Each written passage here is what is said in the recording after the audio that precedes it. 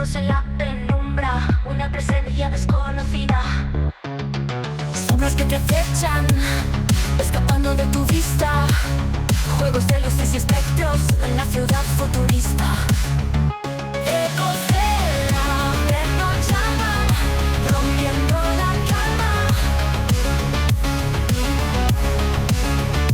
Sombras parecen gritar, desde más allá vendrán. Una voz femenina avisa de los secretos ocultos, historias que nunca cesan, misterios que vuelven enjutos. Luces de neón parpadean, líneas invisibles se trazan, se escuchan pasos y risas, se va en la amenaza. Ecos del averno llaman, rompiendo la calma. Sombras parecen gritar, desde más allá vendrán.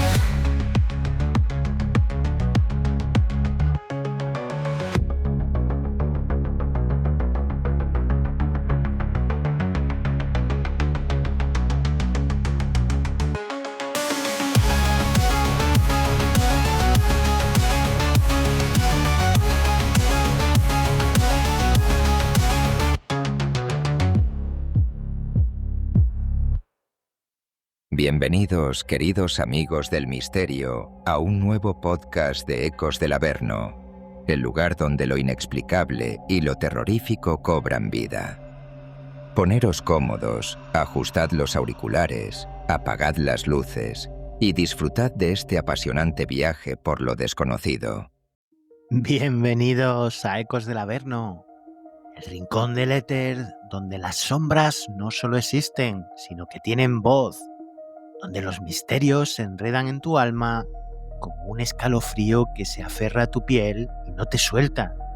Esta noche no eres un simple oyente, eres un viajero, un testigo silencioso de lo que yace más allá del velo de lo visible, un explorador de los rincones olvidados del mundo y de la mente. Prepárate para caminar por sanatorios donde el aire aún huele a desinfectante y a desesperación. Hoy el misterio será tu guía, el terror rozará tus sentidos como una caricia helada y la esperanza te tenderá una mano al final del sendero. Cierra los ojos si te atreves y déjate caer en el abismo que se abre ante ti. Pero ten cuidado. Lo que escuchas aquí no se desvanece con el silencio. Podría seguirte en las sombras de tu habitación, en el crujido de una tabla suelta, en el reflejo de un espejo que no miraste 2 veces. ¿Estás listo? El eco ya está llamando tu nombre. Escucha, está más cerca de lo que crees. Esto es Ecos del Averno, así es que sin más dilación, arrancamos este nuevo capítulo. Bienvenidos.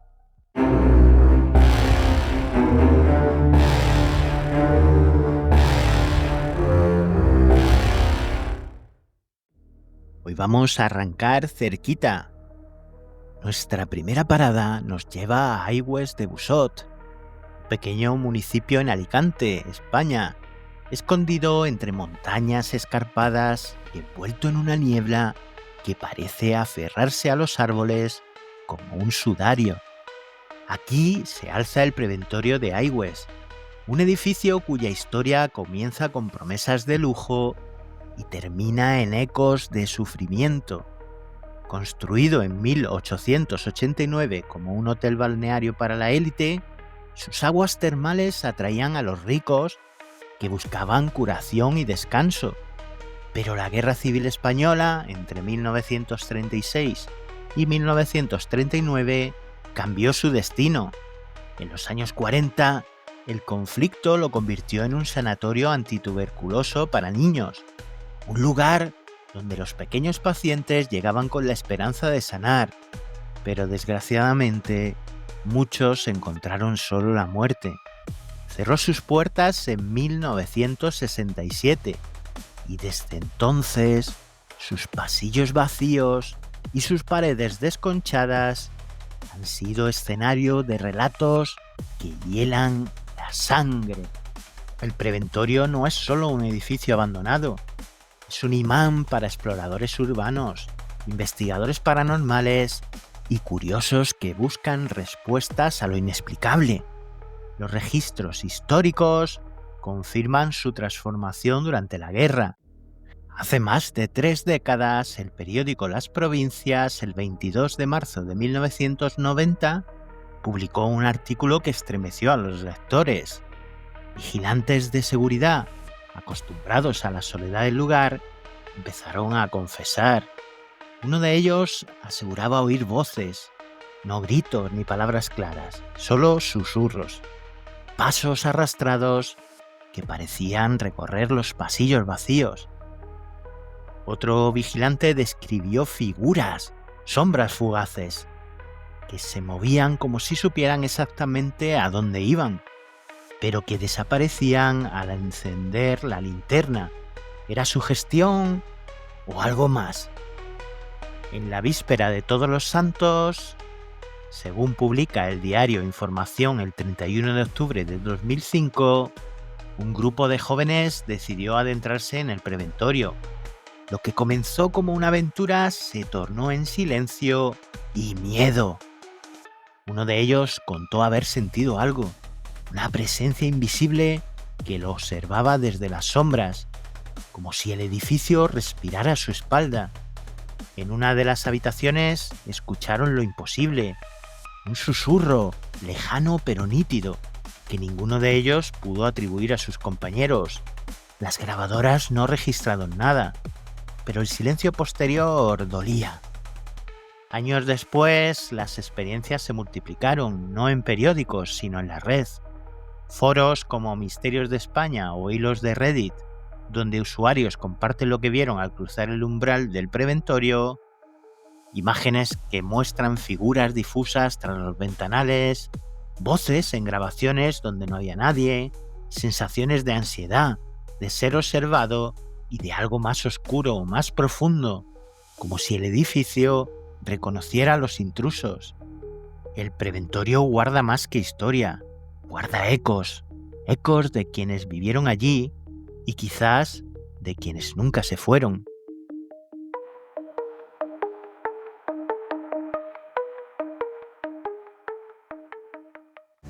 La historia del preventorio está marcada por tragedias reales. Durante los años 40 y 50, la tuberculosis mató a miles de niños en España, muchos de ellos enviados a sanatorios como este, lejos de sus familias. Los archivos médicos de la época revelan que el preventorio de Aigües estaba mal equipado, camas insuficientes, poca ventilación y un personal agotado por la falta de recursos. Los pequeños morían solos, sus cuerpos a menudo enterrados en fosas comunes. En 2020, el programa Cuarto Milenio, dirigido por Iker Jiménez, realizó una investigación nocturna en el edificio.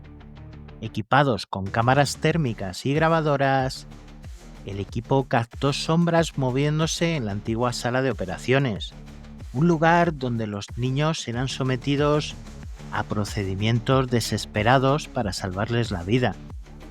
Además, en 2021, un explorador urbano subió un vídeo a YouTube titulado Noche en el Preventorio, donde se ve una figura borrosa en una ventana rota. No había nadie conmigo, escribió en la descripción. La cámara lo captó cuando revisé el material. Los lugareños de Aigües de Busot tienen sus propias historias. Hay testimonios, como por ejemplo el de Carmen, una anciana del pueblo, que afirmó lo siguiente: mi abuela trabajó allí como enfermera. Decía que los niños lloraban por sus madres incluso después de morir.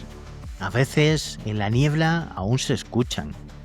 ¿Son las almas de esos pequeños pacientes atrapadas en un lugar que pasó de ser un refugio a ser una tumba? ¿O es el peso de la historia resonando en el eco de sus paredes? Imagina que eres un explorador urbano y decides entrar al preventorio de Aigües a medianoche. Tu linterna parpadea mientras avanzas por un pasillo lleno de camas oxidadas. algunas aún con sábanas raídas que cuelgan como sudarios. El aire huele a moho y a algo dulce, como flores marchitas dejadas demasiado tiempo al sol. Cada paso cruje bajo tus pies, y el eco te hace dudar si estás solo. De pronto, escuchas un llanto suave, casi imperceptible, que viene de la sala de los niños al final del corredor. Te acercas con el corazón en la garganta. Allí, al fondo, ves una figura pequeña y móvil, envuelta en un camisón blanco deshilachado.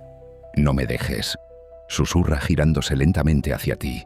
Su rostro está borroso, como si el tiempo lo hubiera borrado, pero sus ojos brillan con una tristeza infinita.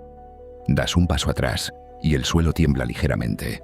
Las puertas a tu alrededor comienzan a cerrarse solas, una tras otra, con golpes secos que resuenan como disparos.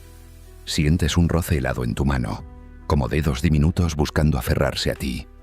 Corres hacia la salida, pero el pasillo parece alargarse. Las paredes se cierran a tu alrededor.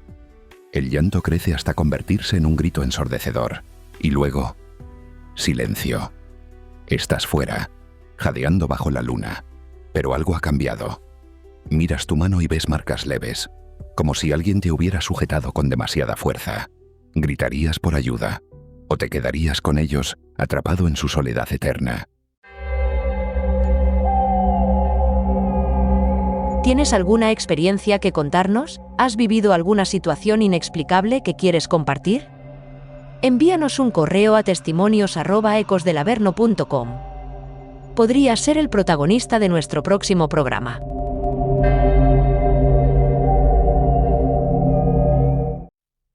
Vámonos ahora a Asturias, al año 1915. En la pequeña y tranquila aldea del Rayán, la noche envuelve las casas de piedra y los prados húmedos. Dentro de una de esas viviendas, la de la familia Bayón, el silencio es profundo, solo roto por la respiración acompasada de Concepción González y su esposo Eusebio. Pero esta noche algo va a quebrar esa paz de una forma inimaginable. Es el llanto agudo de su pequeño hijo lo que los despierta. Un llanto de puro terror. Al entrar en la habitación del niño, la sangre se les hiela en las venas. La cuna, la robusta cuna de madera, se mece sola y además lo hace con una violencia antinatural. No es el suave balanceo de una madre lo que la mueve. Es una sacudida furiosa, como si una mano invisible la estuviera agitando con rabia. Noche tras noche, el fenómeno se repite. El miedo se instala en el hogar de los Bayón. Eusebio, desesperado, comparte su angustia con los vecinos. Uno de ellos, quizás el más escéptico, quizás el más valiente, se ofrece a velar al niño. La madrugada avanza, lenta, tensa, y entonces ocurre de nuevo. La cuna se agita. El vecino, decidido a encontrar una explicación lógica, se abalanza sobre ella, intentando sujetarla con todas sus fuerzas. Pero es inútil. Una fuerza invisible, brutal, lo arranca del mueble y lo lanza despedido contra el suelo. A partir de ese momento, la casa de los Bayón se convierte en un infierno. Ya no es solo la cuna. Son ruidos inexplicables que reptan por las paredes. Es el sonido metálico y pesado de cadenas arrastrándose en la oscuridad, objetos que levitan, que se desplazan solos, desafiando cualquier ley física conocida.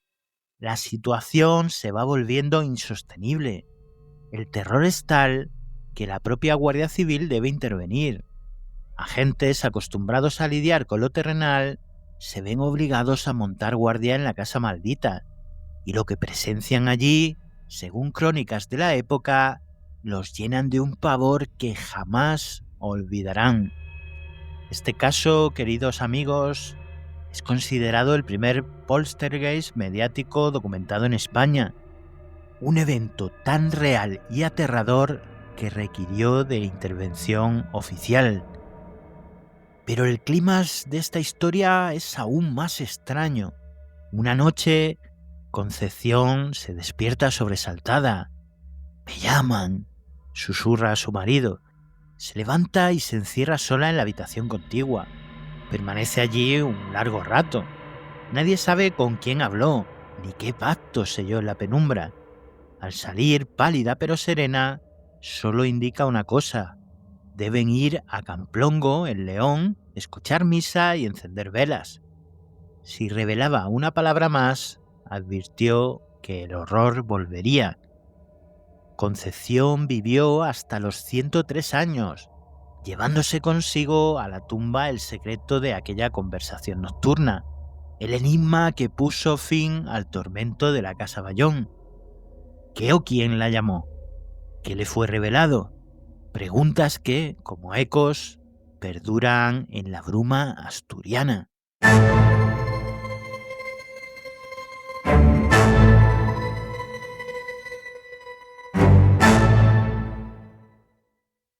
A las 3 de la madrugada exactas, el silencio se vuelve pesado, como si el aire mismo dudara en moverse. Concepción abre los ojos de golpe. No por el llanto, esta vez no, es otra cosa, un susurro, una llamada. Me llaman, otra vez.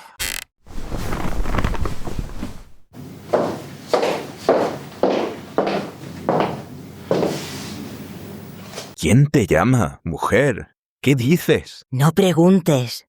Quédate con el niño. No entres. Pase lo que pase, no entres.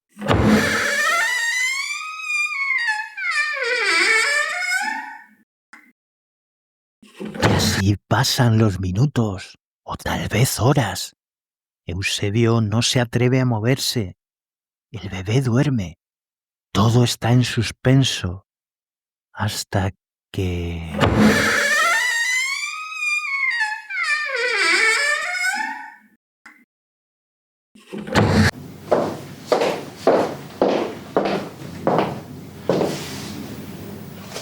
Mañana iremos a Camplongo, a la iglesia. Llevaremos velas. No preguntes más. ¿Y se acabó? ¿Ya está? Si hablas, vuelve.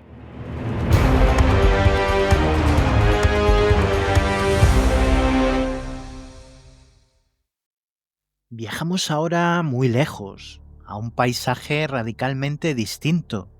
Altiplano peruano, cerca del majestuoso lago Titicaca. Aldea de Carancas, 15 de septiembre de 2007. El sol de la tarde baña la tierra árida. De repente, el cielo se rasga. Una bola de fuego incandescente surca el azul, dejando una estela de humo. Los aldeanos levantan la vista entre el asombro y el temor. Segundos después, una explosión ensordecedora sacude la tierra. Ventanas estallan, el suelo tiembla. Una nube con forma de hongo se eleva hacia el cielo, pero la curiosidad puede más que el miedo. Decenas, cientos de aldeanos se acercan al lugar del impacto. Lo que encuentran es un cráter humeante, de casi 14 metros de diámetro. El agua subterránea brota burbujeando. Algunos dicen que hierve, aunque los primeros policías en llegar una hora después lo desmentirían. Pero lo verdaderamente extraño, lo aterrador, estaba por comenzar. Poco después de acercarse al cráter, la gente comienza a sentirse muy mal, muy mal. Lesiones en la piel, como quemaduras inexplicables, náuseas irrefrenables, dolores de cabeza punzantes, vómitos, diarrea. Más de 600 personas caen enfermas. Incluso los robustos policías que acudieron a investigar sucumben a la misteriosa dolencia. ¿Qué estaba pasando? ¿Una maldición caída del cielo? ¿Radiación? La ciencia interviene. Científicos peruanos e internacionales acuden al lugar. Confirman rápidamente lo obvio. Ha sido un meteorito. Un condrito ordinario, para ser exactos, clasificado como H45. Analizan los fragmentos, la composición mineralógica, piroxeno, olivino, feldespato, camacita, un mineral este último que solo se encuentra en meteoritos. Descartan la radiación, pero entonces, ¿qué es lo que está causando esta enfermedad masiva? La respuesta, aunque científica, no deja de ser inquietante y revela una trampa mortal, oculta bajo la tierra de Carancas. El suelo de la región, el agua subterránea, está contaminada de forma natural con compuestos de arsénico. El impacto del meteorito, aún incandescente, no hirvió el agua, pero sí la vaporizó violentamente, y al hacerlo, liberó una nube invisible y tóxica de vapor arsénico. Los curiosos aldeanos, al acercarse al cráter fascinados por el evento cósmico, inhalaron sin saberlo su propia condena terrestre. Un suceso documentado, explicado, pero no por ello menos aterrador. Un recordatorio de que a veces el verdadero peligro no viene de las estrellas, sino de lo que yace oculto bajo nuestros propios pies. El olor extraño, como ajo quemado, me arde la piel, la cabeza. Siento que voy a vomitar, que nos ha caído del cielo.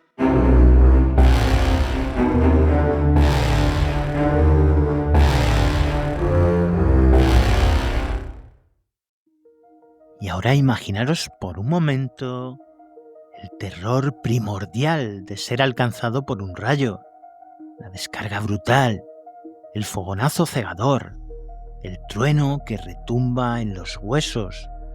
Sobrevivir a algo así ya es un milagro, pero para algunos desafortunados la pesadilla no termina ahí, comienza una experiencia aún más extraña, más desconcertante. Hablamos de la queraunoparálisis. Queraunoparálisis es un término médico que suena casi arcaico, esotérico, y describe un fenómeno tan real como aterrador. Una parálisis inmediata, flácida, que se apodera de las extremidades, generalmente las piernas, aunque a veces llega a apoderarse de un lado entero del cuerpo, justo después del impacto de un rayo. Pero es que no es solo la incapacidad de moverse. Las extremidades afectadas se vuelven frías, pálidas, azuladas, a veces moteadas. El pulso desaparece. Parece una lesión neurológica gravísima, una isquemia crítica, el preludio de una discapacidad permanente. Los médicos examinan al paciente, realizan pruebas y no encuentran nada que explique esa parálisis devastadora. La literatura médica está repleta de estos casos documentados. Pacientes que llegan a urgencias inmóviles, con miembros inertes y fríos, tras ser fulminados por la tormenta. El diagnóstico es un desafío, un ejercicio de exclusión. Hay que descartar lesiones traumáticas, daños en la médula espinal, pero a menudo las pruebas son normales. Y entonces, cuando la angustia es máxima, ocurre lo más extraño. La parálisis empieza a ceder, espontáneamente. En cuestión de minutos u horas, la fuerza retorna, el color vuelve a la piel, el pulso reaparece. La recuperación suele ser total, completa. La causa sigue siendo un misterio en parte. La teoría principal apunta a un vasoespasmo extremo, una contracción brutal de las arterias inducida por la sobreestimulación del sistema nervioso autónomo a causa de la descarga eléctrica, o quizás un aturdimiento directo de los nervios periféricos. Sea como sea, la queraunoparálisis es un recordatorio brutal de las fuerzas incomprensibles de la naturaleza y de los extraños mecanismos de nuestro propio cuerpo. Una parálisis fantasmal, nacida del fuego celeste, documentada en fríos informes médicos, pero que sigue susurrando enigmas sobre la fragilidad humana frente al poder del rayo. No, no siento las piernas. Están heladas.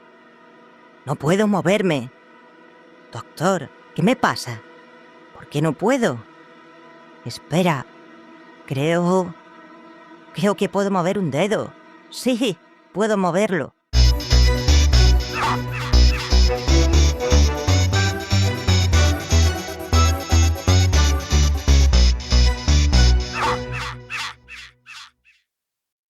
Hay lugares que guardan silencio, otros guardan secretos y algunos guardan ecos de espanto tan reales que quedan grabados en documentos oficiales. Nos trasladamos a Mahón, Menorca, al imponente y ahora abandonado Hospital Verge del Toro, un edificio que sirvió durante más de 6 décadas hasta su cierre y clausura en el año 2007. Pocos meses después de que el último paciente se fuera, en la fría madrugada del 6 de noviembre de 2007, el hospital volvió a tener visitas.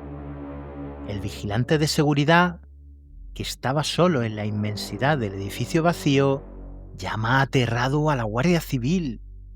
Oye ruidos, cree que hay intrusos. Varios agentes acuden a la llamada. Lo que iba a ser una inspección rutinaria se convirtió en una noche que quedaría registrada palabra por palabra en un acta policial, un documento oficial que relata lo inexplicable. Imaginad la escena. Los agentes, acompañados por el vigilante, recorren los pasillos oscuros y silenciosos. Suben a la 5ª planta, la antigua unidad de salud mental, un lugar ya de por sí cargado de historias. Y es allí donde el horror empieza a manifestarse. Luces que se encienden y apagan solas sin que nadie toque interruptor alguno.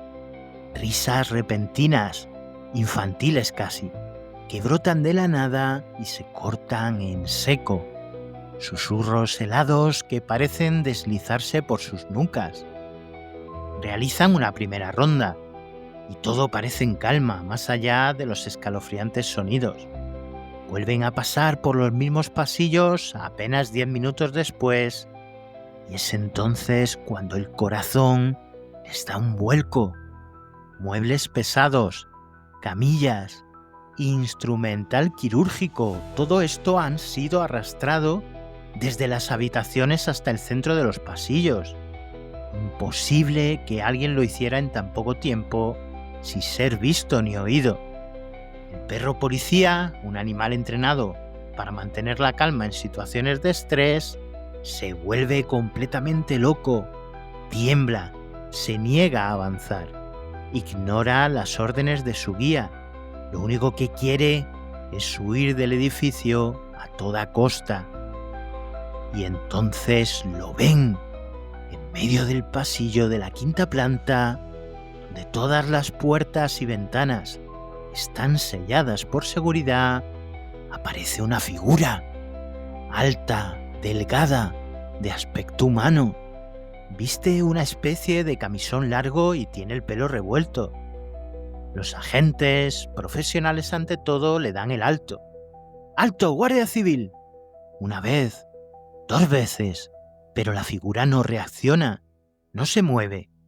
Y entonces simplemente se desvanece, se esfuma ante sus ojos. Todo esto, queridos oyentes, no es el relato tembloroso de un testigo asustado.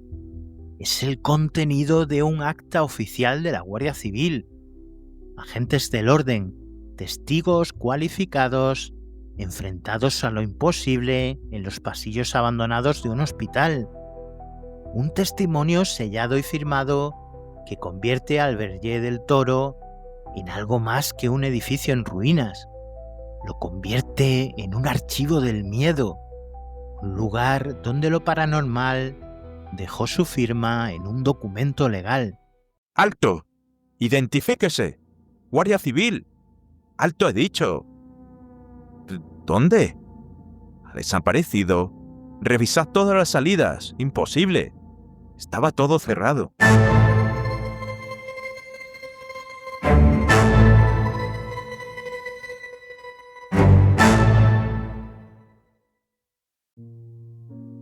Como hemos visto, el peso de lo aterrador, de lo desconocido, de lo que no entendemos, puede ser un peso muy grande. Pero también hay un peso invisible que a veces llevamos a cuestas. ¿Lo sentís? No es un peso físico, no son piedras ni cadenas, pero puede llegar a aplastarnos el alma con más fuerza todavía. Es el peso de las expectativas, un manto tejido con los hilos de lo que deberíamos ser y de lo que se espera de nosotros. Son los ecos de voces, a veces de familiares, a veces lejanas, susurros que se convierten en mandatos silenciosos. Tienes que ser fuerte, deberías estudiar esto, ya va siendo hora de que... ¿Por qué no eres más como...? Y lo más duro es cuando esas voces resuenan dentro de nosotros mismos, cuando adoptamos ese guión no escrito como propio y nos convertimos en nuestros jueces más implacables. Vivimos intentando encajar en moldes que no nos pertenecen, corriendo en una cinta sin fin para alcanzar una meta que quizás ni siquiera deseamos. Y en esa carrera, ¿qué sucede? Nos perdemos, sentimos esa punzada helada de la inadecuación, la sensación de no ser suficientes, de estar defraudando a alguien, aunque no sepamos bien a quién. Es un tipo de infierno personal, un averno íntimo, donde nuestra verdadera esencia lucha por respirar bajo capas y capas de deberías. Es agotador, es doloroso, es profundamente triste darse cuenta de que la vida que vives no se siente tuya. Pero llega un día, quizás en el silencio de la noche, quizás en medio de una crisis, o tal vez en un instante de claridad inesperada, que esa armadura de expectativas pesa demasiado, se agrieta, y una pregunta, tímida pero persistente, emerge desde lo más profundo. ¿Y si me permito ser simplemente yo? ¿Quién soy yo debajo de todo esto? Liberarse no es un acto de magia, es un acto de valentía. Es mirar de frente a esos deberías y atreverse a cuestionarlos. Es desaprender años de condicionamiento.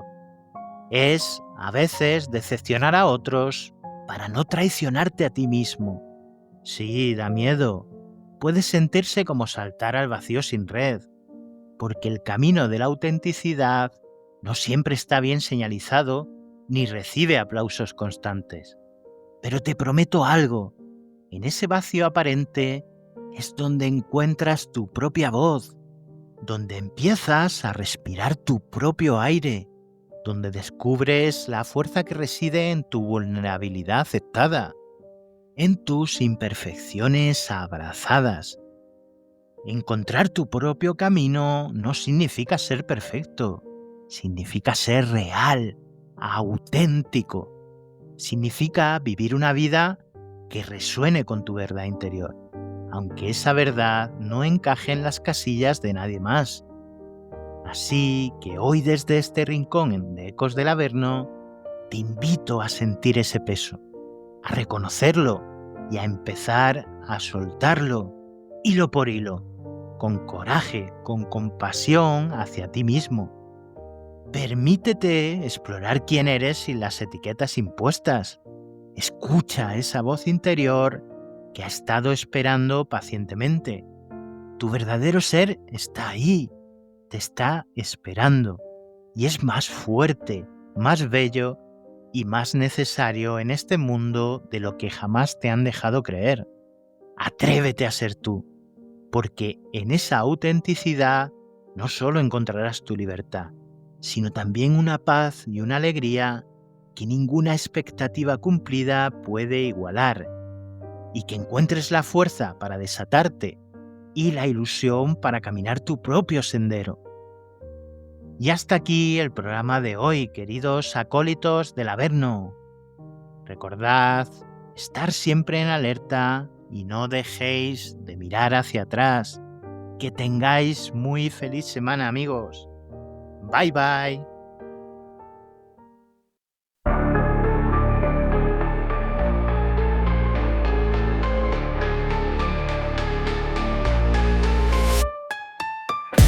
En la noche fría y oscura, donde el miedo cobra vida, susurros en la penumbra, la presencia es conocida.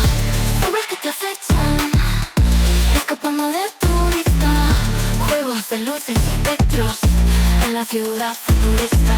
Ecos del Averno llaman, rompiendo la calma. Sombras parecen gritar, desde el más allá vendrán.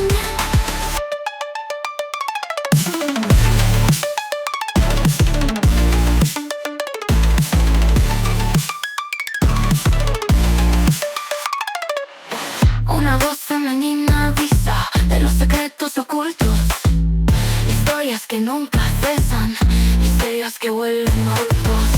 Luces de neón parpadean, líneas invisibles se trazan, se escuchan pasos libres, se valiente la amenaza. Ecos del Averno llaman, rompiendo la calma. Sombras parecen gritar, desde el más allá vendrán.